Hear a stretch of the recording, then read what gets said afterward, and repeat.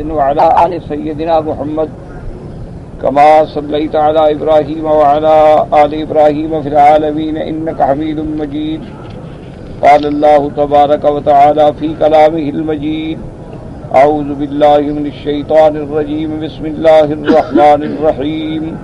كما أخرجك ربك من بيتك بالحق وإن فريقا من المؤمنين لكارهون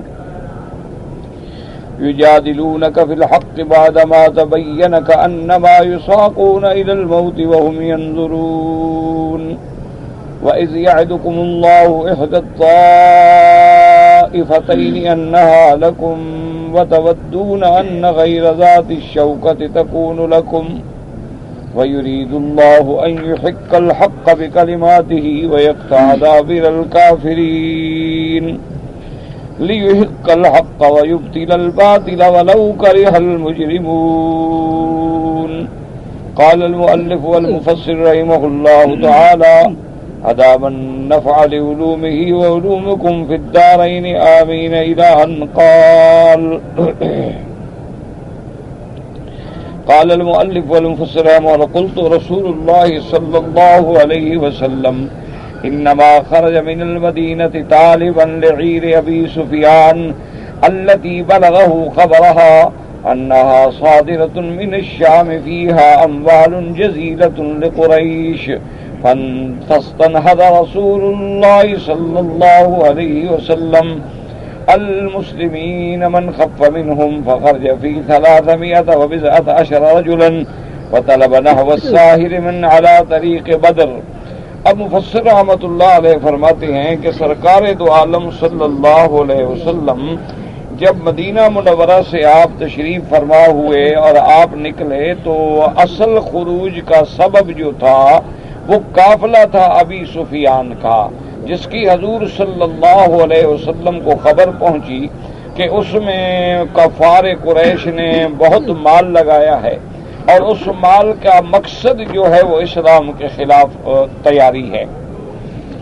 تو حضور صلی اللہ علیہ وسلم بھی جو جلدی سے، من خف منہم کا معنی ہوتا ہے کہ جو آسان ہوا، یعنی جس کے لیے ہلکا تھا، جلدی آسانی سے تیار ہو سکا، ان کو لے کر حضور صلی اللہ علیہ وسلم مدینہ پاک سے نکلے. تقریباً 300 اور کچھ آدمی تھے، جو بعض روایات میں آتا ہے کہ 313 آدمی تھے، اور حضور صلی اللہ علیہ وسلم بھی ساحل سمندر کے راستے کے قریب چلے تاکہ اس قافلے کو آپ پالیں. وعلم ابو سفیان بخروج رسول اللہ صلی اللہ علیہ وسلم فی طلبہ، ابو سفیان کو بھی حضور صلی اللہ علیہ وسلم کا مدینے سے نکلنا اور قافلے کے حصول کی کوشش کے لیے آنا جو ہے پتہ چل گیا. فبعث زمزم ابن عمرو نذیرا الی اہل مکہ، اس نے زمزم ابن عمرو کو بھیجا کہ تم جا کے خبردار کرو اہل مکہ والوں کو کہ ہمارا قافلہ جو ہے وہ خطرے میں ہے. اور اس کے بعد فرماتے ہیں: وَنَحْدُوا فِي قَرِيبٍ مِّنْ أَلْفٍ مُقَنَّعٍ مَّا بَيْنَ التِّسْعَمِيَّةِ إِلَى الْأَلْفِ وَتَيَامَنَ أَبُو سُفْيَانَ بِالْعِيرِ إِلَى سَيْفِ الْبَحْرِ فَنَجَا وَجَاءَ النَّفِيرُ وَوَرَدُوا مَاءَ بَدْرٍ.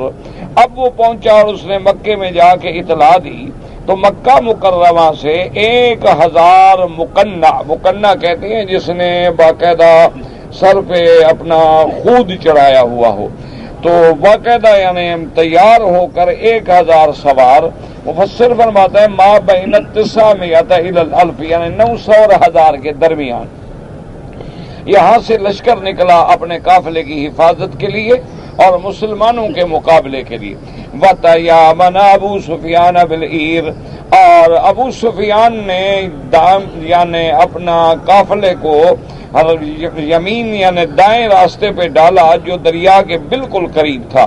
فَنَجَا وَنَجَا الْعِيرِ، ابو سفیان بھی نکل گیا اور قافلہ جو تھا وہ بھی نکل گیا. اور اس قافلے کے ساتھ بڑے بڑے لوگ تھے، سردار بھی تھے اور قافلہ بھی بہت بڑا تھا اس کا. فوردوا ما، اور وجاء النفیر، اور جو مکے سے نکلی تھی فوج وہ بھی آ گئی، وہ بھی مقام بدر کے پہنچی. وجمع اللہ بین المسلمین والکافرین علی غیر میعاد لما یرید اللہ تعالی من اعلاء کلمۃ المسلمین ونصرهم علی عدوهم والتفرقۃ بین الحق والباطل کما سیأتی بیانہ. اور اللہ تبارک و تعالی نے مسلمانوں کی لشکر کو اور کافروں کے لشکر کو بغیر کسی پروگرام کے، بغیر کسی میعاد کے اس جگہ پہ جمع کر دیا، چونکہ اللہ کا فیصلہ تھا۔ اللہ تبارک و تعالیٰ کی قدرت یہ چاہتی تھی کہ آج حق اور باطل کے درمیان میں فیصلہ جو ہے وہ ہو جانا چاہیے۔ مفسر فرماتا ہے کہ انشاءاللہ جیسے تفصیل سے آگے آپ پڑھیں گے۔ والغرض ان رسول اللہ صلی اللہ علیہ وسلم لما بلغه خروج النفیر اوحى الله الیہ یعدہ احد الطائفتین اما العیر واما النفیر ورغب كثير من المسلمین الى العیر لانه کسب بلا قتال كما قال اللہ تبارک و تعالی فی کلامہ۔ اب مفسر رحمۃ اللہ علیہ فرماتے ہیں کہ خلاصہ یہ نکلا کہ اب جب حضور صلی اللہ علیہ وسلم کو خبر پہنچ گئی کہ کافروں کا لشکر بھی مکے سے مقابلے کے لیے چل پڑا ہے، تو اللہ تبارک و تعالیٰ نے وحی کے ذریعے اپنے پیارے حبیب سیدنا محمد الرسول اللہ صلی اللہ علیہ وسلم کے ساتھ اللہ نے وعدہ فرمایا کہ دو قافلوں میں سے ایک پر تمہیں کامیابی ہم دیں گے، چاہے عیر پر یا نفیر پر، یعنی یا تو وہ قافلہ جس میں مال ہے یا پھر ابو جہل کی وہ فوج جو مقابلے کے لیے آئی ہے۔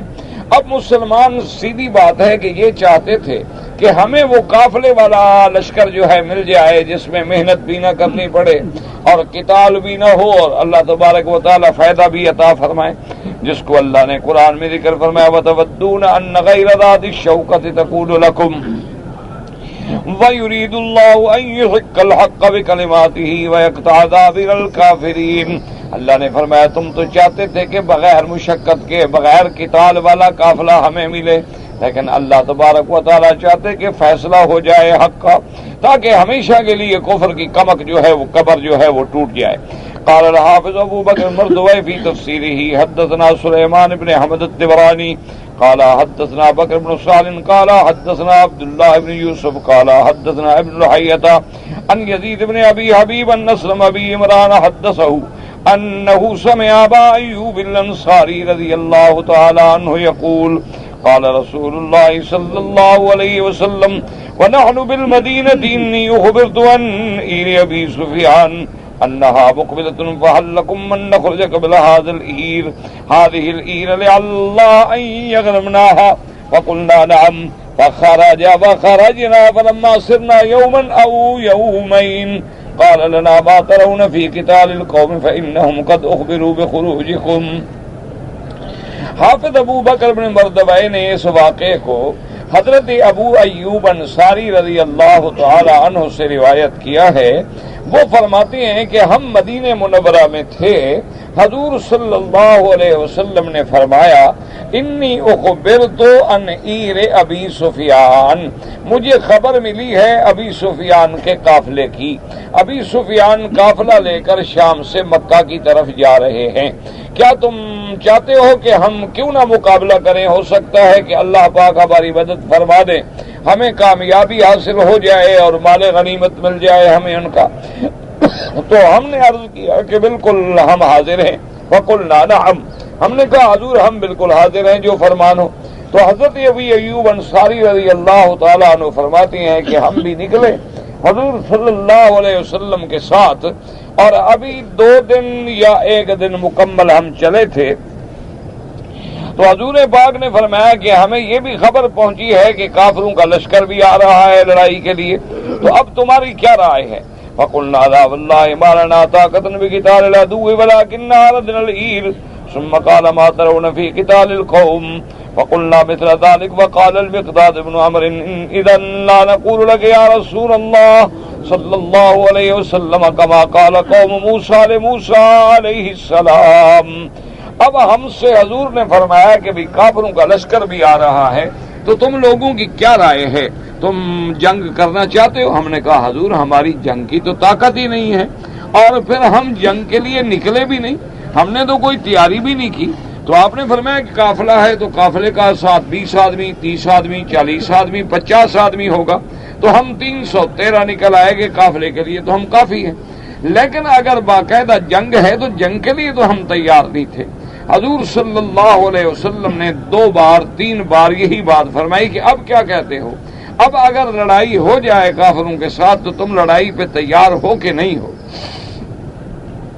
تو حضرت ابو ایوب انصاری فرماتے ہیں کہ حضرت مقداد ابن عامر صحابی ہیں حضور کے، وہ کھڑے ہو گئے، انہوں نے کہا کہ یا رسول اللہ صلی اللہ علیہ وسلم آپ فکر نہ کریں، ہم اس طرح نہیں کہیں گے جیسے کہ موسیٰ علیہ السلام کی قوم نے موسیٰ علیہ السلام سے کہا تھا فَاذْهَبْ أَنْتَ وَرَبُّكَ فَقَاتِلَا إِنَّا هَاهُنَا قَائِدُونَ۔ موسیٰ علیہ السلام کو قوم نے جواب دے دیا تھا، ہم جواب نہیں دیں گے یا رسول اللہ، ہم تو حاضر ہیں۔ قال فتمنينا معاشر الانصار لو قلنا كما قال المقداد وحب الينا من ان يكون لنا مال عظيم۔ اب مفسر رحمۃ اللہ علیہ فرماتی ہیں کہ حضرت ابو ایوب انصاری کہتے ہیں کہ ہمیں حسرت ہوئی کہ کاش جو بات حضرت مقداد نے کہی ہے ہم انصاری بھی یہی بات کرتے کہ بھئی مہاجرین مکہ میں سے تو مقداد بول پڑے، لیکن ہم تو ڈر رہے تھے، گھبرا رہے تھے، کاش ہمیں یہ بات کہنے کی توفیق ملتی تو ہمیں مال بھی نہیں چاہیے تھا۔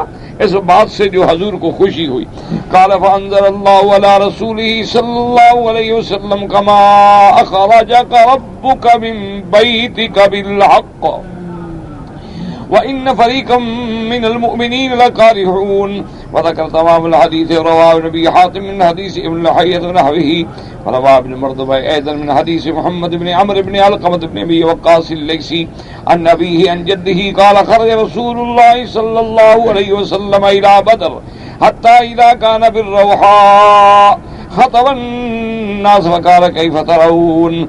فقال ابو بکر یا رسول اللہ صلی اللہ علیہ وسلم بلغنا انہم بمکان کذا وکذا، قال ثم خطب الناس قال كيف ترون؟ فقال عمر مثل قول ابي بكر ثم خطب الناس فقال كيف ترون؟ فقال سعد بن معاذ يا رسول الله صلى الله عليه وسلم ايانا تريد؟ فوالذي اكرمك وانزل عليك الكتاب ما سرقت قط ولا لي بها علم ولئن صرت تأتي برك الجماد من ذي يمن لنسيرن معك ولا نكونن كالذين قالوا لموسى عليه السلام اذهب أنت وربك وقاتلا إنا هاهنا قائدون ولكن اذهب أنت وربك وقاتلا إنا معكما مقاتلون ولعلك أن تكون خرجت لأمر وحدث الله إليك غيره فانظر الذي حدث الله إليك فانظره فصل حبال من شئت وقتاه ففصل حبال من شئت وقتاه حبال من شئت وعاد من شئت وسالم من شئت وخذ من اموالنا ما شئت ونزل القرآن ولا قول سعد۔ اب مفسر رحمۃ اللہ علیہ فرماتی ہیں کہ یہ ابن ابی حاتم نے اس سند کے ساتھ اور ابن مردویہ نے اس سند کے ساتھ یہی واقعہ نقل فرمایا ہے۔ وہ فرماتی ہیں کہ قال خرج رسول اللہ صلی اللہ علیہ وسلم، حضور پاک نکلے بدر کی طرف، جب مقام روحا پہ پہنچے تو حضور پاک نے خطبہ دیا اور فرمایا کہ اے لوگو صحابہ مشورہ دو، کیا چاہتے ہو؟ حضرت ابو بکر رضی اللہ تعالیٰ عنہ نے عرض کیا کہ یا رسول اللہ ہمیں پتہ چلا ہے کہ کافروں کی فوج فلاں جگہ پہنچی ہے۔ اس کے بعد پھر حضور پاک نے خطبہ دیا تو حضرت عمر نے بھی وہی بات عرض کی، اور اس کے بعد حضور صلی اللہ علیہ وسلم نے تیسرے دفعہ خطبہ دیا اور فرمایا کیف ترون؟ اے میرے صحابہ بتاؤ تمہاری کیا رائے ہے، ہم کیا کریں؟ لڑائی لڑیں کافروں کے ساتھ یا پھر واپس چلے جائیں؟ حضرت سعد یہ انصار کے صحابی میں صحابہ میں سے اور سردار ہیں انصار کے، حضرت سعد رضی اللہ تعالیٰ عنہ کھڑے ہوئے، سعد بن معاذ رضی اللہ تعالیٰ عنہ نے کہا کہ یا رسول اللہ صلی اللہ علیہ وسلم آپ بار بار پوچھ رہے ہیں کہ آپ کیا چاہتے ہیں، کیا چاہتے؟ معلوم ہوتا ہے کہ آپ ہماری رائے جاننا چاہتے ہیں کہ ہم انصار لوگ جو ہیں چونکہ ہم نے کبھی جنگ نہیں لڑی تو اس لیے آپ ہماری رائے چاہتے ہیں۔ ہاں، اس نے کہا فوالذی اکرمک وانزل علیک الکتاب، اس نے کہا حضور مجھے قسم ہے اس ذات پاک کی جس نے آپ کو عزت دی اور جس نے آپ پہ قرآن اتارا اور نبی بنایا، ہم نے یہ بات میرے آقا آپ جو بھی راستہ چلیں گے حالانکہ ہمیں پتہ بھی نہ ہو، حتیٰ کہ آپ برکل غماد یمن تک بھی چلیں گے تو ہم آپ کے ساتھ چلیں گے، اور حضور ہم کبھی ایسے نہیں کہیں گے جیسے موسیٰ علیہ السلام کو قوم نے کہا تھا کہ تم جانو اور تمہارا رب جانے، بلکہ ہم آپ سے یہ کہتے ہیں کہ آپ چلیں اور اللہ کی مدد کے ساتھ کافروں کا مقابلہ کریں، ہم بھی مقابلہ کریں گے۔ وَلَعَلَّكَ أَن تَكُونَ خَرَجْتَ لِأَمْرٍ، اور معلوم یہ ہوتا ہے کہ میرے آقا آپ کسی غرض کے لیے نکلے تھے لیکن ایک اور امر پیش آ گیا، یعنی آپ نکلے تو تھے قافلے کے مقابلے کے لیے، لیکن اللہ کی قدرت ہے کہ اب جنگ سامنے آ گئی ہے، تو آپ فکر نہ کریں حضور، آپ چلیں، جس سے آپ جوڑیں گے ہم جوڑیں گے، جس سے آپ تعلق توڑ دیں گے ہم بھی توڑ دیں گے، اور جس سے آپ سلو کریں گے ہم بھی سلو کریں گے، جس سے آپ دشمنی کریں گے ہم بھی دشمنی کریں گے، اور حضور ہم میں سے، ہمارے معلوم سے آپ جو چاہتے ہیں قربان ہے آپ کے لیے۔ اور اس کے بعد پھر اللہ تبارک و تعالی نے قرآن پاک کی آیات اتاری، کما اخرجک ربک من بیتک بالحق وان فریقا من المؤمنین لکارہون الآیات۔ وقال الأوفي عن ابن عباس لما شاور النبي صلى الله عليه وسلم في لقاء العدو وقال له سعد بن عبادة ما قال وذلك يوم بدر امر الناس ان يتحيوا للقتال وامرهم بالشوكة وكره ذلك اهل الايمان فانزل الله تبارك وتعالى۔ اور مفسر رحمۃ اللہ علیہ فرماتی ہیں کہ حضرت عوفی نے حضرت ابن عباس رضی اللہ تعالی عنہ سے اس قصے کے بارے میں یہ روایت بھی نقل کی ہے کہ جب حضور پاک نے مشورہ لیا صحابہ سے کہ اب دشمن کا ٹکراؤ ہے، اب جنگ ہے، تمہاری کیا رائے ہے، تو سعد ابن عبادہ نے بھی یہ بات کہی۔ اس کے بعد آپ نے حکم دیا کہ قتال کے لیے تیار ہو جائیں، تو بعض لوگوں کو کچھ ناگوار گزرا کہ بھئی ہم تو جنگ کے لیے آئے نہیں تھے، ہم تو قافلے کے مقابلے کے لیے آئے تھے، لیکن اللہ نے قرآن پاک میں یہ آیات مبارک نازل فرمائی، یجادلونک بالحق بعد ما تبین کانما یساقون الی الموت وهم ينظرون وقال مجاہد یجادلونک بالحق فی القتال، کہ اب کیا جھگڑ رہے ہیں حق میں، یعنی حق مانا جہاد تو حق ہے، اب اگر جہاد پیش آ گیا ہے تو اب جھگڑنے کا یا فکر کرنے کی کیا ضرورت ہے۔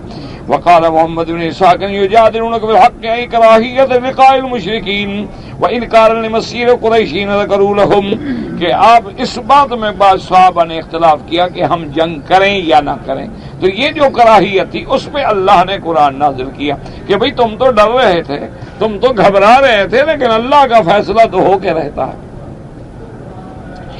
اور اس کے بعد فرماتے ہیں وقال آخرون انا بذلك المشرکین حدثنا یونس قال انبانا ابن وهب قال قال ابن زید في قوله تعالى يجادلونك بالحق بعدما تبين كأنما يساقون إلى الموت وهم ينظرون قال هؤلاء المشركون جادلوه بالحق كأنما يساقون إلى الموت حين يدعون للإسلام وهم ينظرون۔ اور بعد نے فرمایا کہ اس سے مراد ہی مشرکین ہیں، کہ مشرکین کو جب اسلام کی طرف بلایا گیا تو انہوں نے انکار کیا، اور مسلمانوں کے مقابلے کے لیے بھی ایسے معلوم کر رہے تھے کہ جیسے موت کی طرف جا رہے ہوں اور وہ موت کو دیکھنے والے ہوں۔ وَلَيْسَ هَذَا مِنْ صِفَةِ الْآخَرِينَ هَذِهِ صِفَةٌ مُتَضَادَةٌ لِأَهْلِ الْكُفْرِ، کہ یہ کافروں کی صفت ہے۔ ثم قال ابن جرير ولا معنى لما قاله لأن الذي قبل قوله يجادلونك في الحق خبر عن أهل الإيمان والذي يتلو خبر عنهم۔ مفسر فرماتا ہے کہ نہیں، یہ آیات مسلمانوں کے بارے میں، یہاں کافروں کا پہلے ذکر ہی نہیں ہے، پہلی آیات میں بھی ذکر مسلمانوں کا ہے اور ان آیات میں بھی ذکر مسلمانوں کا ہے۔ والصواب قول ابن عباس بن مساق انه خبر عن المؤمنين وهذا الذي نصب ابن جرير والحق والذي يدل عليه سياق الكلام، کلام کا سیاق بھی اسی طرح ہے کہ پہلے بھی مومنوں کا ذکر ہے اور بعد میں بھی مومن ذکر ہے۔ وقال الامام احمد رحمه الله تعالى حدثنا يحيى بن بكير وعبد الرزاق قال حدثنا اسرائيل عن سماك عن ابن عباس قال قيل لرسول الله صلى الله عليه وسلم حين فرغ من بدر عليك بالعير ليس دونها شيء فناداه العباس بن عبد المطلب قال عبد الرزاق وهو اسير في وثاقه انه لا يصلح لك قال ولما قل لأن الله عز وجل إنما وعدك إحدى الطائفتين وقد آتاك الله ما وعدك اسناد جيد ولم يخرجه۔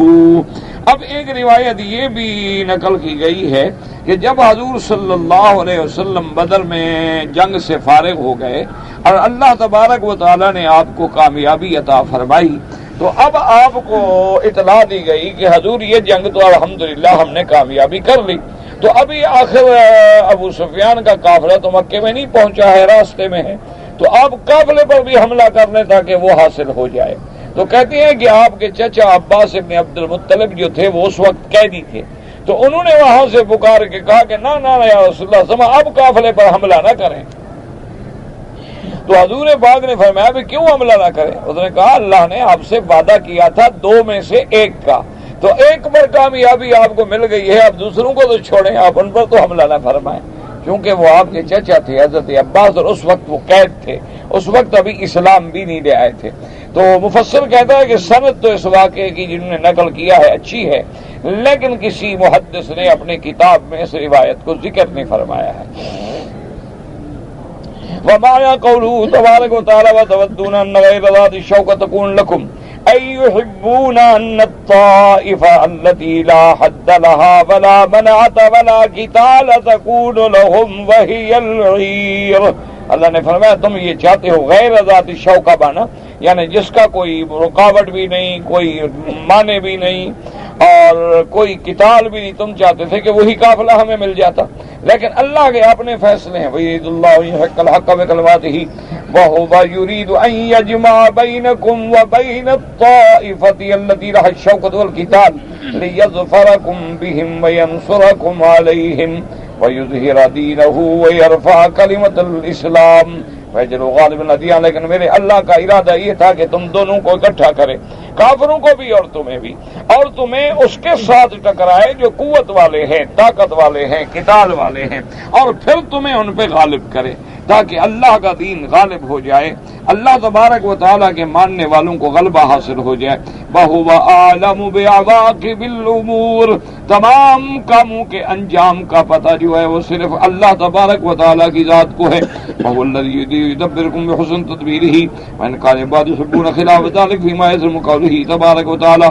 اللہ تبارک و تعالیٰ چونکہ سب کچھ جاننے والے ہیں، وہ اپنے بندوں کے لیے جو بہتر ہوتا ہے وہ راستہ دکھلاتے ہیں. حالانکہ بندے کچھ چاہتے ہیں لیکن میرا اللہ کچھ چاہتے ہیں. کبھی تم سمجھتے ہو کہ میرا بھلا ہے اس میں، لیکن تمہارا اس میں بھلا نہیں ہوتا، لیکن اللہ تو سب جانتے ہیں. اس لیے فرمایا کتب علیکم القتال وہو کرہ لکم. اللہ نے جہاد فرض کیا، اب تمہیں جہاد مشقت نظر آتی ہے. وَعَسَىٰ أَن تَكْرَهُوا شَيْئًا وَهُوَ خَيْرٌ لَكُمْ وَعَسَىٰ أَن تُحِبُّوا شَيْئًا وَهُوَ شَرٌّ لَكُمْ. جس جہاد کو تم بھاری سمجھ رہے ہو اسی میں تمہاری خیر ہے، اور جب تک حضور کی امت جہاد پہ قائم رہے گی کبھی ذلیل نہیں ہوگی. اور جس دن امت مصطفیٰ صلی اللہ علیہ وسلم نے جہاد چھوڑ دیا اور دنیا کی لذتوں میں پڑ گئی، اسی دن سے پھر ذلت و خواری اس کے نصیب میں آ جاتی ہے. وقال محمد بن اسحاق رحمہ اللہ تعالی حدثني محمد بن الزهري واسم بن مختار عبد الله بن بكر بن رومان عن عروة بن الزبير وغيرهم من علمائنا ان عبد الله بن عباس كل قد حدثني بعض هذا الحديث فاجتمع حديثهم فيما سكت من حديث بدر. قالوا لما سمع رسول الله صلی اللہ علیہ وسلم. اب مفسر فرماتا ہے کہ ان سب لوگوں نے یہ روایت کی ہے، اور تمام روایتیں اس بات پہ آ کے اکٹھی ہو جاتی ہیں کہ جب حضور کو پتہ چلا بھی ابی سفیان مقبلا من الشام، کہ شام سے ابی سفیان آ رہا ہے، ندب المسلمین الیہم، حضور نے مسلمانوں کو خبردار کیا. وقال هذه عیر قریش فیہا اموالہم، حضور نے خبر دی کہ قافلہ ہے قریش کا، اس میں ان کے اموال ہیں. فَخْرُجُوا إِلَيْهَا، چلو نکلو تاکہ قافلے کو ہم پکڑیں. لَعَلَّ اللَّهَ يَنْفِلُكُمْ، ہوا ہو سکتا ہے کہ قافلے کا مال اللہ تمہیں نفل کر دے، یعنی غنیمت بنا دے. فَانْتَدَبَ النَّاسُ فَخَفَّ بَعْضُهُمْ وَثَقُلَ بَعْضُهُمْ. لوگ تیار ہو گئے، بعض آسانی سے اور بعض کے لیے یہ بات جو تھی ذرا گراں گزری. وذلك انہم لم يظنوا ان رسولهم يلقى حربا، وہ لوگ یہ تو جانتے نہیں تھے کہ ہمیں آگے جا کے لڑائی پیش آ جائے گی. وكان ابو سفیان قد استنفر حين دنا من الحجاز يتجسس الاخبار ويسأل من لقي من الركبان تخوفا على امر الناس حتى صاب خبر بعض ركبان محمد صلی اللہ علیہ وسلم قد استنفر سبلك وليرك. ابو سفیان بھی چونکہ سردار تھا، سمجھدار تھا، اور مسلمانوں سے دشمنی بھی بڑی واضح تھی، تو ابو سفیان نے بھی ہر طرف آدمی دوڑا رکھے تھے کہ بھی مجھے خبر دینا کہ کہیں ایسا نہ ہو کہ مدینے والے ہم پہ حملہ کر دیں. تو ابو سفیان کو بھی پتہ چل گیا کہ حضور صلی اللہ علیہ وسلم صحابہ کو لے کر قافلے پر حملے کے لیے تشریف لا رہے ہیں. اب اس کے بعد فرماتی ہیں فحذر عند ذلك فاستاجر زمزم ابن عمرو، اور اپنے ابو سفیان نے پھر زمزم ابن عمرو کو کرائے پر پیسے دے کے تیار کیا کہ جلدی پہنچو اور مکے والوں کو خبر کرو. اور اس کے بعد کہنے کا تعرض لها وبعثه الى مکہ وامره ان ياتي قريشا فيستنفر من اموالهم يقولون محمد صلى الله عليه وسلم بصحبه فخرج زمزم ابن عمرو سريعا الى مکہ. اس نے کہا کہ تم جلدی جاؤ مکے والوں کو خبر کرو کہ حضور صلی اللہ علیہ وسلم قافلے کی طرف آ رہے ہیں، تو تم جلدی دوڑو ورنہ تمہارے مال چلے جائیں گے. وخرج رسول الله صلى الله عليه وسلم صابية بلغ واديا يقال له زفران فخرج منه حتى إذا كان ببعضه نزل وأتاه الخبر عن قريش بمسير يملؤ إليهم فتشاء رسول الله صلى الله عليه وسلم فقام أبو بكر وقال فحسن ثم قام عمر رضي الله تعالى عنه فقال فأحسن. اب حضور صلی اللہ علیہ وسلم وادی زفران پہ پہنچے، وہاں آپ کو خبر لگی کہ قریش کا لشکر آ رہا ہے مقابلے کے لیے. اب حضور نے صحابہ سے رائے لی، حضرت ابو بکر نے بھی تقریر فرمائی اور بہت اچھا خطاب فرمایا، پھر حضرت عمر نے بھی فرمایا تو بہت اچھا خطاب فرمایا کہ حضور ہم آپ کے ساتھ ہیں. ثم قام المقداد بن عمرو، پھر مقداد بن عمرو کھڑے ہوئے، فقال یا رسول اللہ امضي بما امرك الله به فنحن معك والله لا نقول لك كما قالت بنو اسرائیل لموسیٰ علیہ السلام. حضرت مقداد کھڑے ہوئے اور انہوں نے کہا کہ یا رسول اللہ آپ چلیں، جو اللہ کا حکم ہے ہم آپ کے ساتھ ہیں، ہم ایسے نہیں کہیں گے جیسے موسیٰ علیہ السلام کو ان کے ساتھیوں نے کہا تھا اذهب انت وربك فقاتلا انا هاهنا قائدون ولكن اذهب انت وربك فقاتلا انا معكما مقاتلون فوالذي بعثك بالحق لو سرت بنا الى برك الغماد يعني مدينة الحبشة لجالدنا معك تبلغه. حضور اگر آپ ہمیں برق الغماد یعنی حبشہ کے علاقے میں جگہ ہے وہاں تک بھی چلے تو ہم چلنے کے لیے تیار ہیں.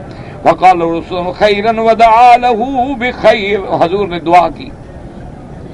ثم قام رسول الله صلی اللہ علیہ وسلم اشیروا علی ایها الناس. حضور پھر کھڑے ہوئے، آپ نے فرمایا لوگوں مشورہ دو کیا کریں، اب ہم قتال کریں یا نہ کریں.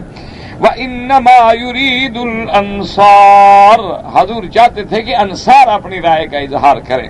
کہتے ہیں وَذَلِكَ أَنَّهُمْ قَالُوا عَدَدَ النَّاسِ وَذَلِكَ أَنَّهُمْ حِينَ بَايَعُوهُ بِالْحَقِّ وَقَالُوا يَا رَسُولَ اللَّهِ إِنَّا بُرَاءُ مِنْ زَمَامِكَ حَتَّى تَصِلَ إِلَى دَارِنَا فَإِذَا وَصَلْتَ إِلَيْنَا فَأَنْتَ فِي زَمَانِنَا نَمْنَعُكَ مِمَّا نَمْنَعُ مِنْهُ أَبْنَاءَنَا وَنِسَاءَنَا.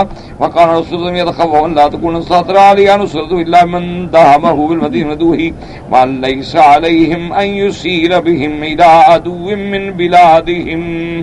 اصل بات یہ تھی کہ انصار نے جب عقبہ میں حضور کی بیعت کی تھی تو اس وقت ہی انصار نے یہ کہہ دیا تھا کہ یا رسول اللہ ہم ابھی قریش سے نہیں لڑیں گے، لیکن جب آپ مدینہ منورہ میں تشریف لے آئیں گے تو پھر ہم وعدہ کرتے ہیں کہ ہم آپ پر اپنی جان مال اولادیں سب قربان کر دیں گے، پھر ہم آپ کی حفاظت کریں گے.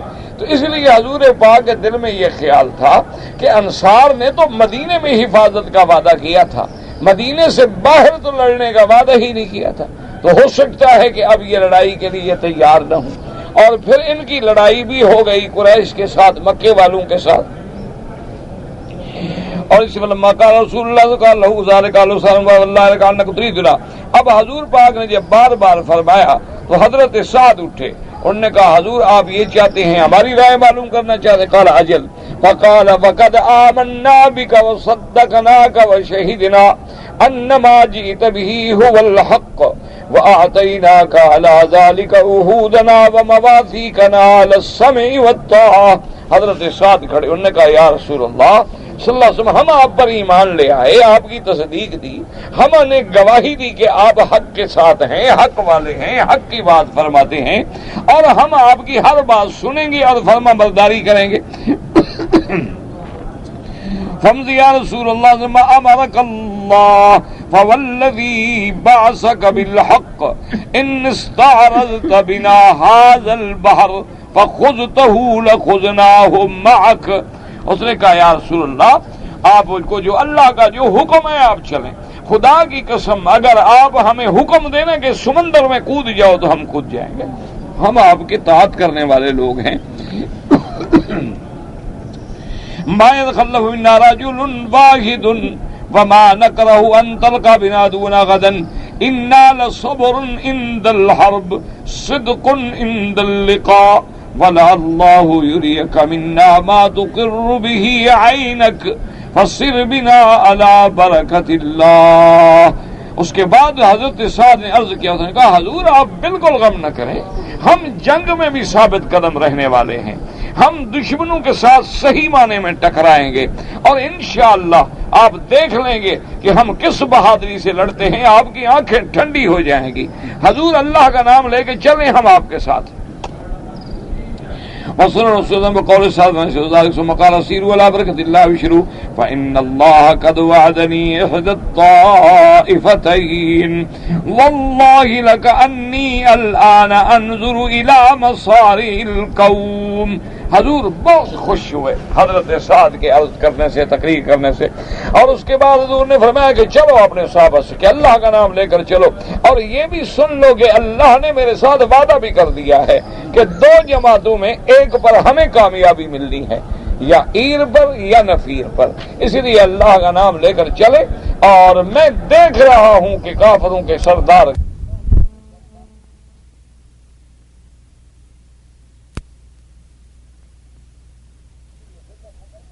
یہ فکر نہ کریں، صحابہ کا تو امتحان ہو رہا تھا نا. اللہ نے تو اپنے نبی پاک صلی اللہ علیہ وسلم کو خبر عطا فرما دی تھی. ورب اللہ فی انباسنا وهذا وكذلك قال السدي وقتادة وعبد الرحمن بن زيد بن اسلم وغير واحد من علماء السلف والخلف اختصرنا اقوالهم اكتفاء بسياق محمد بن اسحاق اذ تستغيثون ربكم فاستجاب لكم أني ممدكم بألف من الملائكة مردفين وما جعله الله إلا بشرى ولتطمئن به قلوبكم وما النصر إلا من عند الله إن الله عزيز حكيم. قال الإمام أحمد حدثنا أبو روح قال حدثنا ابن مبارك قال حدثنا سماك الحنفي أبو زميل قال حدثني ابن عباس قال حدثني ابن الخطاب رضي الله عنه قال لما كان يوم بدر نظر النبي صلى الله عليه وسلم إلى أصحابه وهم 300 ونيف ونظر إلى المشركين فإذا هم 1000 وزيادة فاستقبل النبي صلى الله عليه وسلم القبلة وعليه رداءه وإزاره ثم قال اللهم انجز لي ما وعدتني اللهم إن تهلك هذه الإصابة من أهل الإسلام فلا تعبد في الأرض أبدا. قال فما زال يستغيث ربه يدعوه حتى سقط يداه والمركبه فتاه بكر واخذ يداه ويداه ثم انتظر من ورائه ثم قال يا نبي الله كفاك من عاشيتك ربك فإنه سينجز لك ما بعدك فأنزل الله عز وجل. اب مفسر رحمۃ اللہ علیہ فرماتی ہیں کہ جب میرے آقا سیدنا محمد الرسول اللہ صلی اللہ علیہ وسلم بدر میں پہنچے، آپ نے اپنے صحابہ کی طرف نظر ڈالی. وہ تو 313 تھے اور دشمن کا لشکر جو ہے وہ 1000 کے تھا. حضور صلی اللہ علیہ وسلم قبلے کی طرف متوجہ ہوئے اور اللہ سے دعا مانگی کہ اللہم انجد لی ما وعدتنی، یا اللہ وہ وعدہ پورا فرما، تیرا وعدہ ہے کہ میں مدد کروں گا، آج میری مدد فرما. کیونکہ اللہ تبارک و تعالیٰ کا وعدہ ہے کہ اِنَّا لَنَنْصُرُ رُسُلَنَا وَالَّذِينَ آمَنُوا فِي الْحَيَاةِ الدُّنْيَا. اللہ کا وعدہ ہے کہ ہم اپنے رسولوں کی مدد کرتے ہیں اور ہم ایمان والوں کی مدد کرتے ہیں. اب مسلمانوں، اسی سے میرے بھائی، میرے عزیز بزرگوں، اللہ نے آپ کو کعبۃ اللہ کی حاضری نصیب فرمائی ہے. اللہ قبول و منظور فرمائے. ایک بات تو یہ یاد رکھے جو میں نے کل آپ سے عرض کی تھی، کیونکہ اصل میں کچھ سبق بھی پڑھانا ہوتا ہے اور کچھ آپ سے بات بھی کہنی ہوئی. آپ سے میں نے عرض کیا تھا کہ دشمنوں نے جو یہ پراپگنڈا کیا ہے کہ حضور صلی اللہ علیہ وسلم قافلہ لوٹنے کے لیے نکلے تھے، اصل بات یہ نہیں. ہمیشہ اس بات کو سمجھیں. اصل بات یہ تھی کہ کفار مکہ نے، سب کافروں نے، سب سرداروں نے مل کر اس تجارت میں مال ڈالا تھا تاکہ اتنا مال آ جائے کہ ہم مدینے پہ حملہ کر کے ہمیشہ کے لیے مسلمانوں کو ختم کر. یہ ان کی جنگی تیاری تھی. یہ عام قافلہ نہیں تھا تجارت کا، جیسے کہ سال میں ہمیشہ قافلے کافروں کے چلتے تھے. یہ قافلہ ایسا تھا کہ ما بقی احد، کہ قریش میں کوئی بندہ نہیں باقی بچا جس نے مال نہ ڈالا. اور پھر یہ قافلہ تھا جس میں ابو سفیان، عمرو ابن العاص، مخرمۃ ابن نوفل اور بڑے بڑے سردار جو ہے وہ بھی ساتھ تھے قافلے کے. 40 آدمی بڑے بڑے قریش کے جو تھے وہ اس قافلے کی قیادت کر رہے ہیں. حضور صلی اللہ علیہ وسلم کو جب پتہ چلا تو اب اللہ تبارک و تعالی کی شان یہ ہے کہ جب خبر ملی کہ وہ تو ہمارے خلاف یہ مال استعمال ہوگا تو سیدھی سی بات ہے کہ دشمن کو آدمی پھر اقتصادی طور پر بھی ضرب پہنچاتا ہے اور جنگی طور پر بھی اور فکری طور پر بھی اور نظری طور پر بھی. تو حضور اس مقصد کے لیے دوسری بات یہ ہے کہ جب اللہ کے قرآن پہ آپ غور کریں گے تو ایک لفظ سے ساری مشکلات جو ہیں وہ دور ہو جائیں. کیونکہ دشمن تو دشمن ہے نا. کفار جو ہیں، جو یہودی ہیں یا اسرائیلی ہیں یا نصرانی ہیں یا ہندو ہیں، وہ تو جب حضور پہ وحی آتا تھا نا اور حضور صلی اللہ علیہ وسلم کی آپ کے چہرے مبارک پہ اثرات آتے تھے، نعوذ باللہ، اس کو بھی انہوں نے لکھا ہے کہ جی مرگی کا دورہ پڑتا تھا. انا للہ و انا الیہ راجعون. دشمن تو معاف نہیں کرتا نا. دشمن تو ایک موقع کی، وقت کی، کہتے ہیں دیکھو جی اپنا، وہ تو بالکل حدیثوں میں موجود ہے کہ حضور کا چہرہ مبارک تبدیل ہو جاتا تھا اور آپ کو پسینہ آ جاتا تھا اور حضور پہ گھبراہٹ طاری ہو جاتی تھی اور بوجھ آ جاتا تھا. انہوں نے کہا جی کوئی بات نہیں، اصل میں نعوذ باللہ وہ تو مرگی کا دورہ ہوتا تھا. دشمن تو ہر موقع سے فائدہ اٹھاتا. لیکن اللہ تبارک و تعالی نے میرے محبوب صلی اللہ علیہ وسلم ایک قرآن کی آیت نے سارے مسئلے حل کر دیے کہ حضور جب کافروں کے مقابلے فرمایا لبثت فیکم عمرا من قبلہ، وہ ظالموں میں نے تو 40 سال تم میں گزارا ہے، پہلے بھی کبھی دورہ پڑا اور تمہارے سامنے تو 40 سالہ میری زندگی ہے.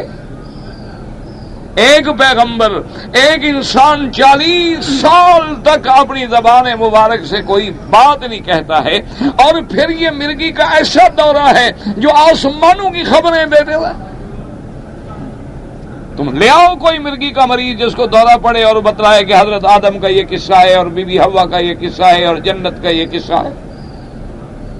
تم لے آؤ کوئی ایسا مریض جو خبر دے کہ حضرت نوح علیہ السلام کے ساتھ یہ واقعہ پیش آیا، حضرت موسیٰ علیہ السلام کے ساتھ یہ واقعہ پیش آیا، حضرت عیسیٰ علیہ السلام کے ساتھ یہ واقعہ پیش آیا. کوئی ایسا بیمار تم بھی تو لے آؤ نا. اسی لیے دشمن تو کہتے تھے نا، نعوذ باللہ ثم نعوذ باللہ، آپ دیوانے ہیں، مجنون ہیں. اللہ نے قرآن نازل کیا اور قسم کھائی کہ نون والقلم وما یسطرون ما انت بنعمت ربک بمجنون. اللہ نے قسم کھائی، اللہ نے فرمایا مجھے قسم ہے اس قلم کی، اور فرمایا کہ میں قسم کھا. اللہ کو کیا ضرورت ہے قسم کھانے کی؟ فرمایا میرا محبوب آپ پر کوئی جنون نہیں ہے، آپ کو مجنون کہنے والے تو مجنون ہیں کہ ان کا دماغ چل گیا ہے، لیکن میرا محبوب محمد عربی صلی اللہ علیہ وسلم. تو اس لیے ہمیشہ یاد رکھیں کہ دشمن کبھی، باقی ایک بات یاد رکھیں کہ وہ حضور پہ یہ اثر کیوں ہوتا تھا. ایک بات یاد رکھیں کہ بی بی عائشہ فرماتی ہیں کہ سردیوں کی رات میں بھی اگر وحی نازل ہوتی تو حضور پیشانی سے اپنا پسینہ پوچھتے تھے. اسی طرح صحابہ کہتے ہیں کہ جب حضور پہ وحی مبارک ہوتی تھی تو ہمیں پتہ چل جاتا تھا کہ اب وحی آ رہی، اور وجہ اس کی یہ ہے، یاد رکھیں کہ اب عالم بشریت جو ہے وہ فیض حاصل کر رہی ہے اس نوری فرشتے سے۔ تو جب دو چیزوں کا ٹکراؤ ہوگا، کیونکہ یاد رکھیں کہ بشریت کے تقاضے الگ ہوتے ہیں اور عالم نورانیت کے تقاضے الگ ہوتے ہیں، ایک فطری سی بات ہے۔ آج بھی آپ دیکھ لیں، مثلا دیکھیں نا جی کہ اندھیرا ہے، ایک بات سمجھانے کے لیے میں عرض کر دوں کہ گھر میں اندھیرا ہے، آپ ایک دیا روشن کرتے ہیں، آہستہ آہستہ جوں جوں اس دیے کی لائٹ جو ہے وہ بڑھتی ہے، چمکتی ہے، روشنی آتی ہے، تو وہ اس اندھیرے کی ظلمت کو چیر کے ایک روشنی پیدا کرتی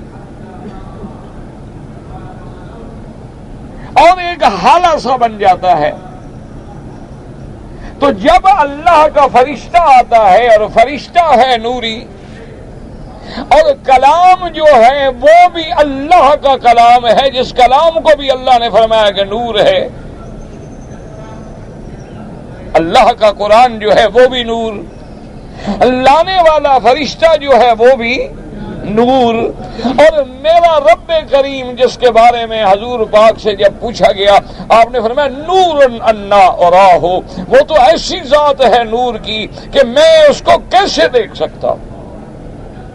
تو وہ ذات پاک بھی نور، فرشتہ بھی نور، اور کلام بھی نور۔ اب اس نور وحی کو ڈالا جا رہا ہے قلب محمد مصطفیٰ صلی اللہ علیہ وسلم پر۔ تو جب عالم نورانیت کا اور عالم بشریت کا لقاء ہوتا ہے تو اس میں اتنا بڑا اثر کیسے پیدا نہ ہو اور ایسا تغیر کیسے پیدا نہ ہو۔ اور یاد رکھیں کہ دشمنوں کو آپ کھلی بات کہہ سکتے ہیں کہ دنیا میں کوئی ایک مریض تو ایسا لے آؤ نا کہ جس کو بیماری کا دورہ پڑے اور دورے پڑنے کے بعد وہ ہمیں جنت کی باتیں بتلاتے۔ دشمن تو دشمن ہوتا ہے۔ اسی لیے میں نے عرض کیا تھا کہ جب اسلام کا یہ لوگ مقابلہ نہ کر سکے تو اس لیے وہ ایسی باتیں ڈھونڈتے ہیں، کبھی کہتے ہیں جی حضور قافلہ لوٹنے کے لیے گئے تھے، کبھی کہتے ہیں جی مسلمان دہشت گرد ہوتا ہے، کبھی کہتے ہیں جی مسلمان قوم کا کیا ہے جی عورتیں رکھو اور چار چار بیویاں بناؤ اور جنگ کرو اور لوگوں کی لڑکیاں چھین لو۔ یہ ایک ایسا پراپگنڈا ہے، ایک ایسی منفی تصویر بناتے ہیں دشمن تاکہ نوجوان نسل جو ہے وہ اسلام سے متنفر ہو جائے، کہ اگر وہ اسلام کے قریب آ جائیں، اسلام کے روشنی کے حالے کے اندر آ جائیں، پھر تو ساری باتیں ان پہ کھل جائیں گی۔ نہ ایمان سے کہیں کہ کوئی مکے والوں نے کوئی ایک ایسا ظلم تھا جو میرے محبوب پہ نہ کیا ہو، لیکن جب مکہ فتح ہوا تو حضور پاک نے کیا کیا؟ چاہتے تو سارے قریش کو قتل کر دیتے، سب کی عورتیں پکڑ لیتے۔ یعنی آپ دیکھیں نا، ایک طرف کردار دیکھیں میرے مدنی محمد مصطفیٰ صلی اللہ علیہ وسلم۔ اب اسی بات کو یاد رکھیں کہ سارے قرآن میں نظر ڈالنے، ایک لفظ پڑھیں گے تو سارے جواب موجود ہیں۔ فرمایا کما اخرجک ربک من بیتک بالحق، کہ میرے محبوب جس طرح تیرے رب نے تجھے مدینے سے نکالا تو کس کے حکم سے نکلا؟ تو اب حضور تو قافلہ لوٹنے نہیں نکلے نا، وہ تو حکم ہی اللہ کا ہے۔ اپنے منشے سے تو حضور صلی اللہ علیہ وسلم باہر نہیں آئے، جب نکالنے والا اللہ، اور فرمایا کہ وما ينطق عن الهوى ان هو الا وحی یوحی، میرا محبوب کوئی بات نہیں کہتے جب تک کہ میں حکم نہیں دیتا۔ اور اگر یہ بیماری تھی تو یہودیوں نے، یاد رکھو، کہ زور لگا کے سوال تیار کیے، اور وہ سوالات ایسے پیچیدہ اور ایسے مشکل سوال تھے کہ ان کے حل کرنے کا سوال ہی پیدا نہیں ہوتا تھا۔ انہوں نے قریش مکہ کو تیار کیا کہ جا کے یہ سوال پوچھو محمد الرسول اللہ، خدا کے بندے کوئی ایک بات ہے جس سے میرے محبوب کی عزت و عظمت نہیں سب سامنے نظر نہیں آتی. اچھا ایمان سے کہیں کہ ابھی تو حضور پاک اپنے ارادے سے تشریف لے جا رہے تھے اور نعوذ باللہ مسلمان قافلہ لوٹنا چاہتے تھے. وہ کیا بات ہے کہ ابھی حضور کا عین شباب ہے، عین بچپن ہے، ابھی عین جوانی شروع ہو رہی ہے. اپنے چاچا ابھی طالب کے ساتھ حضور صلی اللہ علیہ وسلم شام کی طرف ایک تجارتی قافلے میں تشریف لے جا رہے ہیں. سرکار دو عالم صلی اللہ علیہ وعلا آلہ واصحابہ وسلم تسلیما کثیرا کثیرا. بھی بیٹھ جاؤ نا، کیا سب کے سر پہ آگے سوار ہو رہے ہیں؟ عجیب بات ہے. آدمی کو بیٹھ جانا چاہیے، تھوڑا کہ بڑوں کی گردنوں کو پھلانگ کے پھر آگے آ جائے چھوٹا بچہ. ابھی حضور صلی اللہ علیہ وسلم کے عین یعنی بالکل عین شباب ہے. حضور صلی اللہ علیہ وسلم قافلے کے ساتھ تشریف لے جا رہے ہیں اور اسی شام کی طرف جا رہے ہیں. راستے میں ایک راہب تھا، یعنی ایک بہت بڑا راہب کہتے تھے جو اس عیسائیوں کا یوں سمجھ لیں کہ ان کا پنڈت تھا، پادری تھا، بہت بڑا پوپ تھا ان کا، جو کبھی بھی اپنے صومعہ سے اپنے عبادت خانے سے باہر کبھی نکلتا ہی نہیں تھا اور نہ کسی کو ملتا تھا.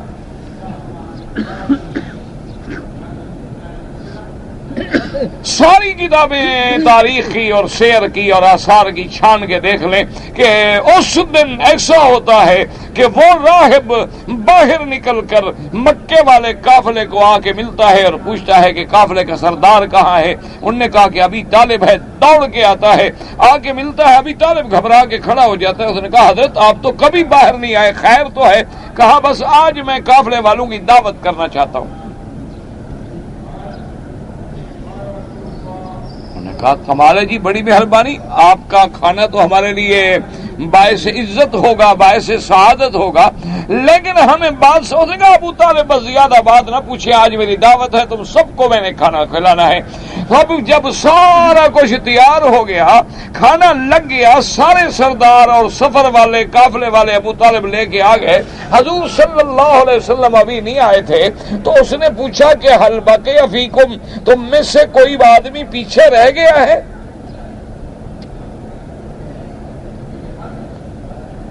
تو ابی طالب نے کہا کہ ہاں، میرا بھتیجا ہے اور جوان ہے، ابھی آپ کا شباب ہے، اور ان کو ہم نے پیچھے چھوڑا ہے تاکہ وہ مال کا اور سامان کا اور اونٹوں کا اور اس کا خیال فرمائیں گے، اس لیے وہ پیچھے رہ گئے. اور اس نے کہا ابو طالب جس کے لیے میں نے دعوت کی ہے وہ تو پیچھے رہ گیا ہے، تمہاری دعوت میں نے تھوڑی کی ہے. ابھی طالب کہتے ہیں میں حیران ہو گیا. میں نے کہا کیا بات ہے؟ اس نے کہا ادھر آؤ، آدمی بھیجو اور حضور کو بلاؤ. جب حضور صلی اللہ علیہ وسلم تشریف لائے تو فرمایا کہ ابو طالب دیکھ رہے ہو کہ اللہ نے بادلوں کا سایہ کیا ہوا ہے محمد رسول اللہ پر، اور فرمایا یاد رکھو میری یہ کتابیں کہتی ہیں کہ اس درخت کے نیچے وہ آگے بیٹھے گا جو آخر زمانے میں اس امت کا ایک نبی ہوگا. اس وقت یہ بیماری کہاں تھی؟ اس راہب کو کس نے کہہ دیا تھا یہ باتیں ساری؟ کسی نے سکھا دی تھی؟ وہ تو حضور کا ماننے والا نہیں، مسلمان نہیں، وہ تو عیسائی ہے. اور کھانا کھلانے کے بعد اس نے کہا کہ ابو طالب ایک بات سن لو، میں تمہیں نصیحت کرتا ہوں، مہربانی کر کے اپنے اس بھتیجے کو محمد عربی صلی اللہ علیہ وسلم کو فوراً مکے واپس کر دو. ابو طالب نے کہا کیا بات ہے؟ اس نے کہا جہاں جا رہے ہو نا شام میں، آگے اس مدنی پاک کے دشمن ہیں، ان کو جب علامات سے پتہ چل گیا کہ یہ وہ نبی ہیں محمد الرسول اللہ تو آپ کو نقصان پہنچائیں گے. میری بات مان لو اور مہربانی کرو اور جلدی سے فوراً واپس کرو. ابو طالب نے حضور صلی اللہ علیہ وسلم کو واپس کیا، اور تاریخ گواہ ہے کہ ابھی حضور واپس ہوئے، اس جگہ کو آپ نے چھوڑا، تھوڑی دیر گزری کہ چند سوار جو تھے مسلح پہنچے اس راہب کے پاس، اور راہب نے پوچھا کہ ماذا جاء بکم، کیا بات ہے، بڑے پریشان ہو؟ انہوں نے کہا ہم نے سنا ہے کہ وہ جو آخر زمان میں ایک نبی پیدا ہونا ہے محمد الرسول اللہ، وہ پیدا ہو گئے ہیں، ہم اس کو ڈھونڈنے کے لیے نکلے ہیں کہ ہم ان کو قتل کر دیں۔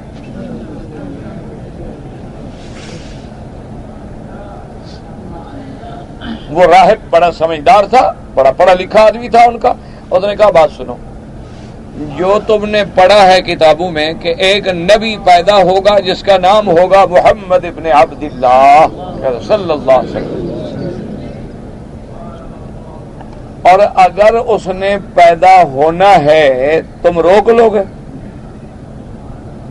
انہوں نے کہا کہ نہیں۔ تو نے کہا پھر کیوں اپنی عاقبت خراب کرتے ہو؟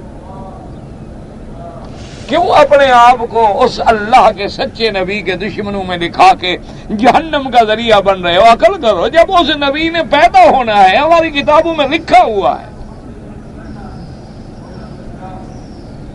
تو پھر تم کیسے روک سکتے ہو؟ نے کہا بات تو ٹھیک ہے۔ نے کہا بس میری نصیحت مان لو اور چھوڑ دو یہ دل سے خیال۔ تو کتابوں میں لکھا ہے کہ ان سب نے کہا کہ اچھا ہمیں بھی تم بیعت کر لو اور اپنے دین پر ہمیں بھی قائم کر لو۔ وہ وہی رہ گئے، واپس گئے نہیں، حضور صلی اللہ علیہ وسلم خیریت سے مکہ مکرمہ آ گئے۔ تو یہ سارے انتظامات جو تھے نعوذ باللہ ایک ایسے آدمی کے لیے تھے جس کو ایک بیماری کا دورہ پڑتا تھا۔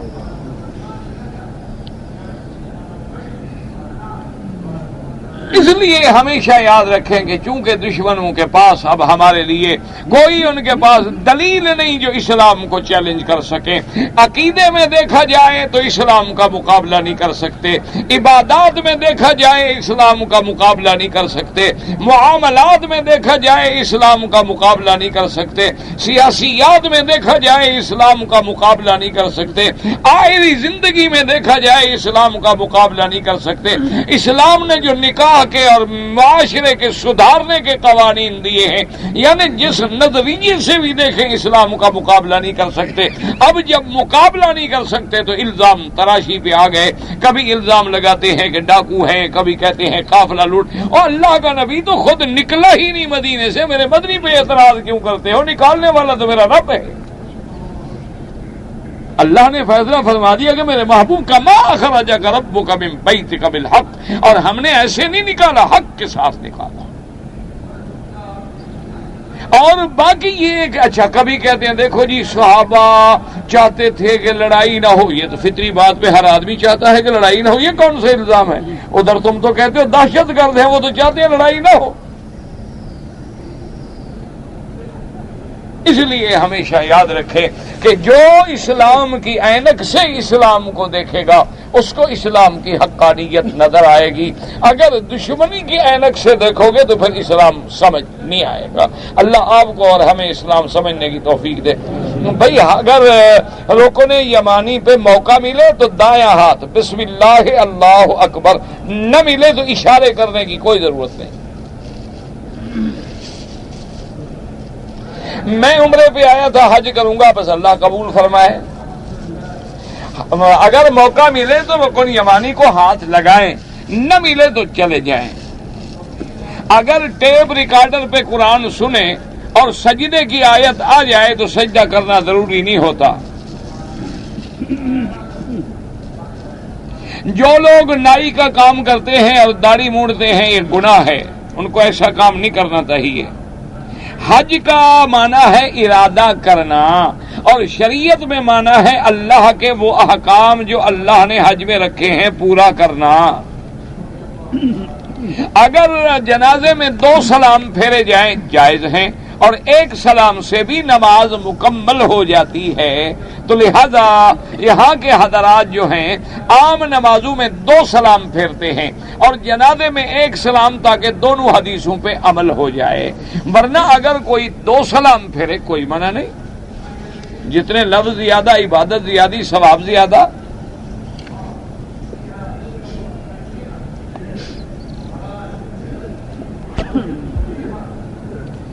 میں حنفی مسلک پہ ہوں، عصر کی نماز حرم میں جماعت کے ساتھ اگر نہیں ملی تو تو جماعت کے ساتھ نہیں ملی تو آپ اپنی علیحدہ پڑھ لیں، بعد میں اگر آدھا گھنٹہ بعد میں بھی پڑھ لیں تو ٹائم ہوتا ہے، چونکہ غروب ہے 6:10 پہ اور یہاں تقریباً نماز ہو جاتی ہے 4 بجے. آپ نے 4:30 بھی پڑھ لی، 5 بھی پڑھ لی، پھر بھی آپ نے وقت پہ پڑھ لی.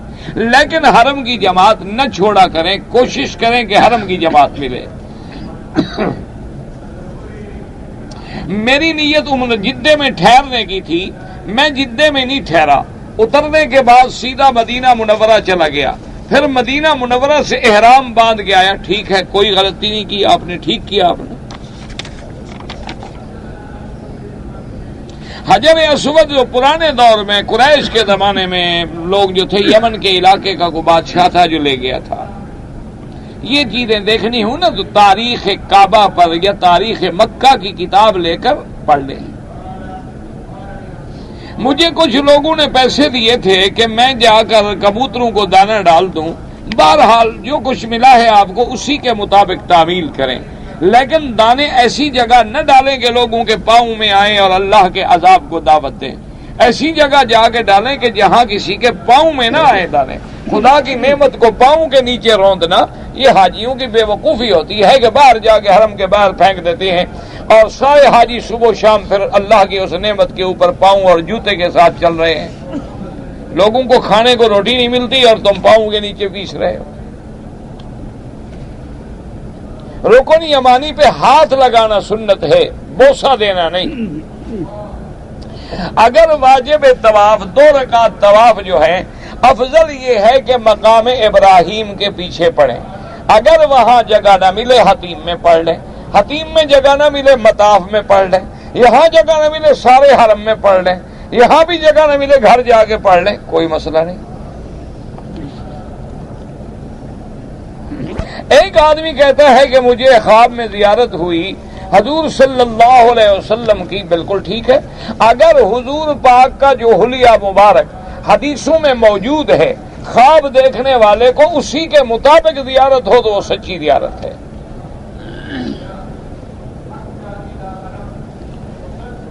سنا ہے کہ کعبۃ اللہ میں کعبے کو دیکھنا ثواب ہے، لیکن جو درس میں طالب بیٹھتے ہیں وہ پشت کر کے بیٹھتے ہیں. کوئی بات نہیں ہے، دیکھنا بھی ثواب ہے اور پڑھنے کے لیے اس طرح بیٹھنا جو ہے وہ جائز ہے. حضور پاک کی حدیث مبارک ہے، آپ نے فرمایا کہ معراج والی رات میں نے دیکھا کہ ایک مکان کے ساتھ سیدنا ابراہیم پشت لگا کے بیٹھے ہیں. تو حضرت جبریل نے کہا کہ یہ کعبہ ہے اور یہ آپ کے ابا ابراہیم ہیں. آپ درود شریف پڑھنے کے لیے کہتے تھے، اب بھی کہتا رہتا ہوں، آپ نے نہیں سنا ہوگا. اگر ایک آدمی کے پاس حج کی بکری کے پیسے نہیں ہیں تو میں نے عرض کر دیا تھا نا میرے بھائی، 3 روزے حج میں رکھو. 3 ایام فی الحج و7 اذا رجعتم تلک عشرۃ کاملہ. حج میں کیا مانا؟ یعنی 4 5 6 7 جو بھی موقع ملے، باقی 7 روزے گھر جا کے رکھ لینا. امی جان کا حج بدل ہے، بالکل کریں. اب مجھے نہیں پتا آپ حج بدل کریں تمتع ہے یا افراد ہے. اگر افراد ہے تو بکری ہے ہی نہیں، اگر تمتع ہے تو جن کی نیت ہے حج کی بکری بھی اسی کی نیت سے. اگر ایک آدمی نے عصر اور مغرب کے درمیان میں طواف کیے اور طواف کی 2 رکعتیں جو ہیں وہ عشاء کے بعد پڑھی، کوئی حرج نہیں. اگر ایک آدمی نے 12 ذی الحج کو جانا ہے، سفر ہے، تو کیا وہ زوال سے پہلے کنکری مار سکتا ہے؟ ایک قول میں گنجائش ہے. امام ابو حنیفہ رحمۃ اللہ علیہ نے لکھا ہے کہ اگر وہ آدمی کا سفر ہے اور حل کوئی نہیں، یعنی بعد میں اس کو ٹکٹ نہیں ملے گی یا تاریخ نہیں ملے گی، تو وہ اس دن زوال سے قبل بھی مار سکتا ہے. لیکن افضل یہی ہے کہ 12 تاریخ کو زوال کے بعد وقت شروع ہوگا. عورتیں بالکل جنازہ پڑھا کریں، یعنی مسجد میں موجود ہیں تو جنازہ پڑھیں. یہاں پر عورتیں جو ہے پردے کا خیال نہیں کرتی، اللہ ہدایت عطا فرمائے. انشاءاللہ اب جب تقریریں شروع ہوں گی تو انشاءاللہ پھر ہر مسئلے پر اللہ توفیق دیں گے تو بیان کریں گے. حضور صلی اللہ علیہ وسلم کو اگر کوئی حضور کہے کوئی بات نہیں، یہ لفظ ادب کے لیے ہے، اس سے مراد حاضر ناظر نہیں ہوتا. انٹرنیٹ کا کاروبار جو ہے اچھے کام میں کریں تو ٹھیک ہے. اب انٹرنیٹ پہ ماشاءاللہ فقہ مذاہب اربع بھی موجود ہے اور سیاستہ بھی موجود ہے اور قرآن بھی موجود ہے اور قرآن کی تفسیریں بھی موجود ہیں اور اسلام آن لائن بھی موجود ہے, ہر چیز موجود ہے. اب اس کا استعمال ہے, اچھے کام میں کرو گے تو ٹھیک ہے, غلط کام میں کرو گے تو غلط ہے. میں جو ہے جی حنفی مسلک پہ ہوں اور تفسیر قرآن لینا چاہتا ہوں اردو میں, تو اپنے ملک میں آپ کو ملے گی. ویسے بہرحال معارف القرآن جو ہے وہ بہت اچھی اردو کی تفسیر ہے. ایک عورت احرام باندھ کے آئی تھی پاکستان سے, طواف کے دوران میں بیچاری گر گئی, زخمی ہو گئی, تو کچھ بھی نہیں ہوتا, لیکن اس نے پھر جا کے احرام باندھا, مسجد عائشہ سے عمرہ کیا, ٹھیک ہو گیا, لیکن کوئی ضرورت نہیں تھی دوبارہ باہر جانے کی. جو لوگ شوال میں عمرہ کر چکے ہیں احتیاط اسی میں ہے کہ ان کا حج تمتع ہے, وہ ایک بکری تمتع کی ادا کرے. میں پہلے قربانی کیا کرتا تھا, اب میں غریب ہوں, حالات تنگ ہیں, تو قربانی نہ کرے. صاحب نصاب ہے, پیسہ ہے تو کرے, ہے ہی نہیں تو کیا کرے گا. دیا کرو, برکت پڑے رہتے ہیں. قسم کھائی تھی, پتہ نہیں کیا ہے. بہرحال اگر قسم کھائی ہے اور توڑ بیٹھے ہو, 10 مسکینوں کو کھانا کھلا دو بس. دوران طواف نظر نیچے رکھیں, اگر کعبۃ اللہ میں نظر پڑ جائے تو کوئی بات نہیں. جب طواف میں حجر اسود کو بوسہ دیں تو پھر پاؤں کا رخ بھی ادھر ہوگا, چہرے کا رخ بھی ادھر ہوگا, تبھی تو بوسہ دیں گے نا.